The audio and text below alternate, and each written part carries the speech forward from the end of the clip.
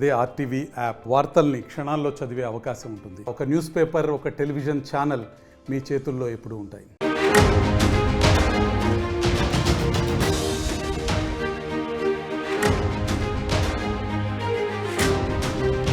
Marwadi go back ఉద్యమం ముదురుతోంది. తెలంగాణ వ్యాప్తంగా పలు ప్రాంతాల్లో ఈరోజు బంద్ సక్సెస్ అయింది.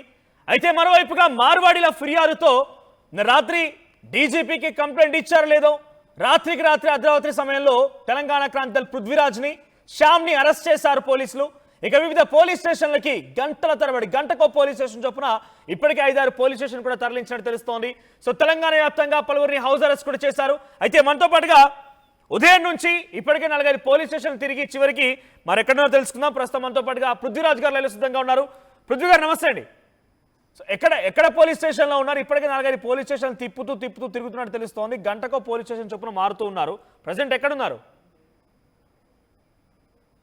రాత్రి నల్లకుంట పోలీస్ స్టేషన్, తర్వాత అంబారిపేట అన్నారు. అట్లకి తీసుకుపోయి అట్నుంచి ఇటు తీసుకొని వచ్చిండ్రు. ఇప్పుడు వదిలిపెడుతున్నామని బయట వదిలిపెట్టినట్టు చేసారు, మళ్ళీ అరెస్ట్ చేసి మళ్ళీ లోపల తీసుకుపోతున్నారు.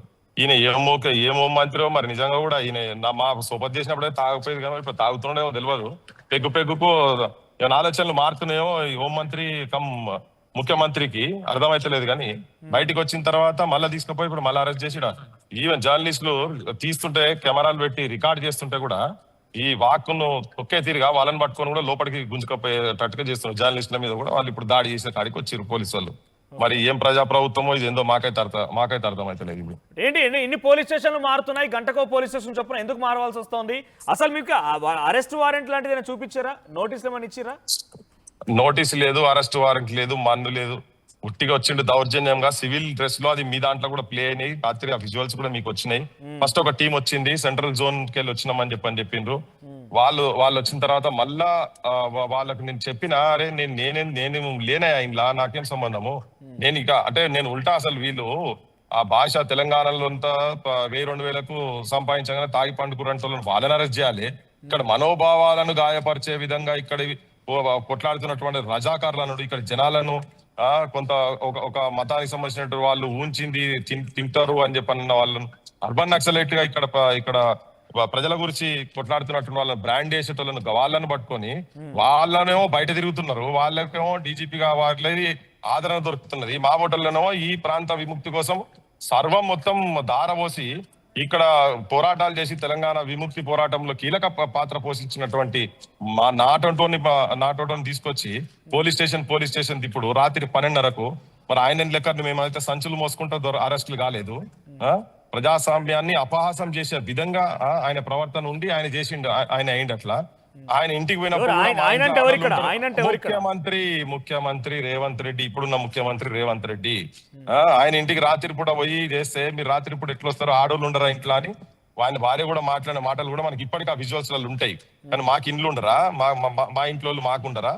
మళ్ళీ ఇంకోటి ఏంటంటే రేవంత్ రెడ్డి ఇంటికి ఏమో వారెంట్ పట్టుకొని పోయిండ్రు.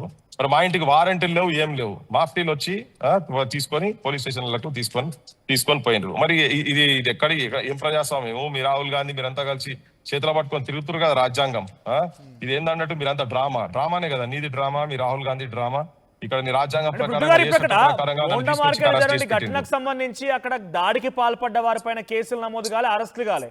కానీ 2-3 రోజులుగా ఆ దళిత బిడ్డలపై చేసినటువంటి దాడికి సంబంధించి వ్యతిరేకిస్తూ మీలాంటి వాళ్ళు పోరాడుతూ వ్యాపార సంస్థల వ్యాపార సముదాయాల్లో పూర్తిగా ఎక్స్ప్లాయిట్ చేస్తున్న విషయానిపైన పోరాడుతున్న వారిపైన ఎటువంటి వారెంట్లు లేవు, ఎటువంటి కేసులు లేవు. కానీ రాత్రి నుంచి స్టేషన్లు తిప్పుతూ ఉన్నారు. ఎలా చూస్తారు దీన్ని? అహంకార పాలన, దుర్మార్గ పాలన, పైశాచిక పాలన, రాక్షస పాలన రేవంత్ ఇది.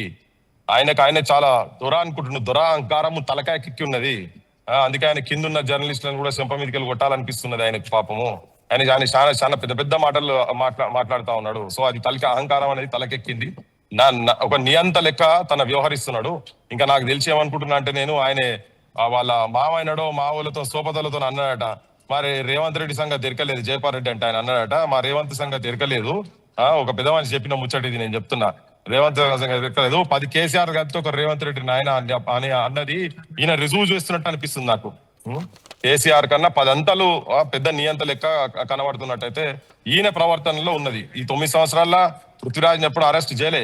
నేను చాలా తిరిగినా, చాలా మాటలు మాట్లాడినా, తనను కేసీఆర్ మీద వ్యతిరేకించి బడులు తిరుక్కుంటా, బడినిద్రలు చేసుకుంటా కావచ్చు, జనం లోపల విభిన్న పోరాటాలు ఏం చేసినా, ఓపెన్ కాస్ట్లు ఏం చేసినా గానీ వీళ్ళు ఇంత దుర్మార్గంగా ఎప్పుడు అరెస్ట్ చేయలే. కానీ ఈ రేవంత్ రెడ్డి వచ్చిన తర్వాత తెలంగాణని తెలంగాణని ఊపిరిని బతుకుతున్నటువంటి అటువంటి తీసుకొచ్చి నువ్వు జైళ్ళలో పెట్టినటువంటి ఘనత నీకు దక్కింది. ఇది నన్ను కాదు, తెలంగాణ సమాజాన్ని, నా లెక్క ఆలోచన విధానం ఉన్న వాళ్ళందరినీ కూడా నువ్వు అరెస్ట్ చేసినట్టు, వాళ్ళ మనోభావాలను కించపరిచినట్టు నీకు తెలంగాణ మీద పైసా ప్రేమ లేదు రేవంత్ రెడ్డి. చాలా ధన్యవాదాలు. బంద్ గురించి ఏం చెప్తారు? రాష్ట్ర వ్యాప్తంగా పలు ప్రాంతాల్లో స్వచ్ఛందంగా బందులు అయ్యాయి, ఇంకొన్ని చోట్ల నిర్బంధాలు అయ్యాయి. మీలాంటి వాళ్ళు చాలా అరెస్ట్ అయ్యారు. ఉద్రిక్తత పరిణామాల మధ్యలోనే బంద్ కొనసాగింది. ఈరోజు బంద్ గురించి ఏం చెప్తారు? ఎస్, ఇంకా నేను బందీ మొత్తం ఇన్ఫర్మేషన్ లేదు కానీ పల్లెలలో చాలా మండల హెడ్ క్వార్టర్లలో ఇది బంద్ జరిగింది. ప్రజల లోపల చాలా ఈ ఆకాంక్ష ఉంది. ఇది చాలా అంటే ఇంత షార్ట్ పీరియడ్ లో ఇంత రెస్పాన్స్ వచ్చడం అనేది జనం లోపల సమస్యలు ఉన్నాయనేది అర్థమవుతుంది. పెద్ద ఆర్గనైజేషన్ సెటప్ పెట్టి కిందాక తిరిగింది లేదు. ఒక చిన్న ప్రకటనతో జనం స్వచ్ఛందంగా బంద్ చేసే కాడికి వచ్చిండ్రు. రేపు ఇది ఆర్గనైజ్ చేసి ఈ పాలకులకు చెంప మీదకి కొట్టేటట్టుగా ఈ ఉద్యమాన్ని నడుపుతాము. చూడండి, అది కూడా తెలంగాణ సమాజం చూస్తుంది, యావత్ భారతదేశం చూస్తుంది. డూప్లికేట్ దందాలు చేసి వాళ్ళు కంప్లైంట్ ఇవ్వడం మూలంగానే మీలాంటి వాళ్ళు అరెస్ట్ అయ్యారు. మీలాంటి వాళ్ళంతా కూడా ఈ రోజు అరెస్ట్లు అయిపోయి వివిధ పోలీస్ స్టేషన్లు తిరుగుతున్నారు.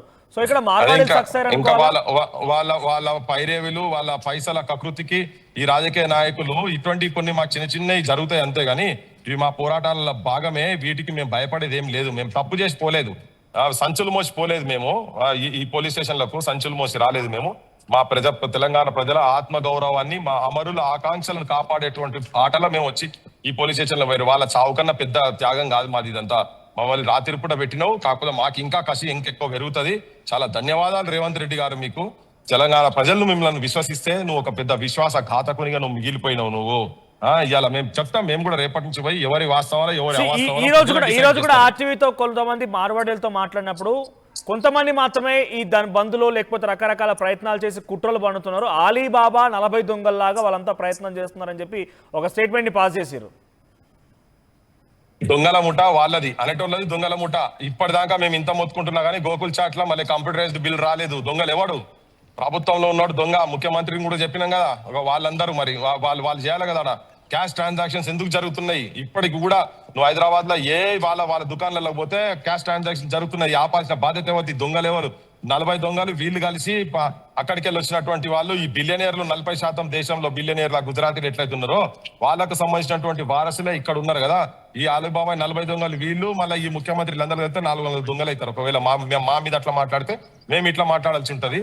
ఇప్పుడు అట్లా కాదు భయ్, తెలంగాణ సమాజం మొత్తం చూసింది. 1000-2000 మన ఛానల్నే వచ్చింది. అది 1000-2000 వస్తే తాగి పంటరని చెప్పి అంటే తెలంగాణ అవమానపరిచింది. ఈవెన్ రేవంత్ రెడ్డిని కూడా తాగి పంట అనే భాషనే కదా అది. తెలంగాణ మొత్తం అవమానపరిచింది, కించపరిచింది కదా. తెలుగులో న్యూస్ కి ఫాస్టెస్ట్ యాప్ ఇప్పుడు టోటలీ న్యూ అవతార్లో జస్ట్ 5 సెకండ్స్ లో కంప్లీట్ న్యూస్. సోషల్ మీడియాలో ట్రెండ్స్ కి one stop solution. Live TV app voice search option తో ఇప్పుడే డౌన్లోడ్ చేయండి లేదా అప్డేట్ అయిపోండి. యాప్ లింక్ డిస్క్రిప్షన్ లో ఉంది.